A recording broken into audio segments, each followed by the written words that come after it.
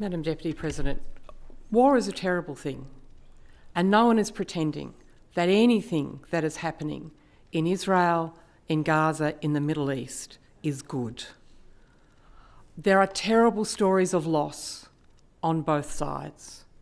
There are stories of tragedy from the people of Gaza that we have heard tonight, and there are stories of tragedy from the families in Israel, those families who still get up every morning and do not know where their children, their loved ones who are hostages are. There was a family who came to this parliament, and I don't know how many people had an opportunity to speak with them. They had been in that kibbutz the night that Hamas came, and a father whose 9-year-old daughter had gone to a sleepover at her cousin's house was sending worried texts all night as to whether she was going to be safe. It is terrible what is happening in that part of the world.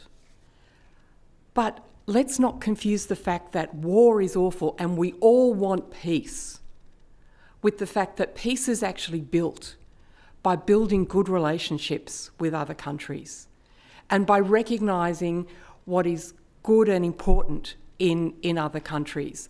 And I think the relationship that New South Wales has built with Israel, it's appropriate that it should be recognised.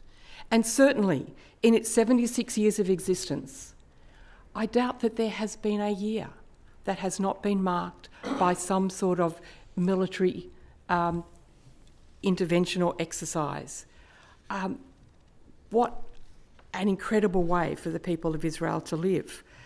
But also, how remarkable is it that it is still a democracy? We know that those generals in the war cabinet are unhappy with Netanyahu because it is an open society and they are able to come out freely and voice their opinions. We know that there are people in Israel who are unhappy about the direction of the war because it is an open society. It is a true democracy where people can express their opinions. We know about some of these terrible atrocities because there is a free press. And we know that, imperfect as it is, aid is getting in. And just take a minute, how many other wars have there been when anybody has said, oh, we need to stop because the aid convoy is coming in? Ask the people of Stalingrad during the siege what aid was coming in then.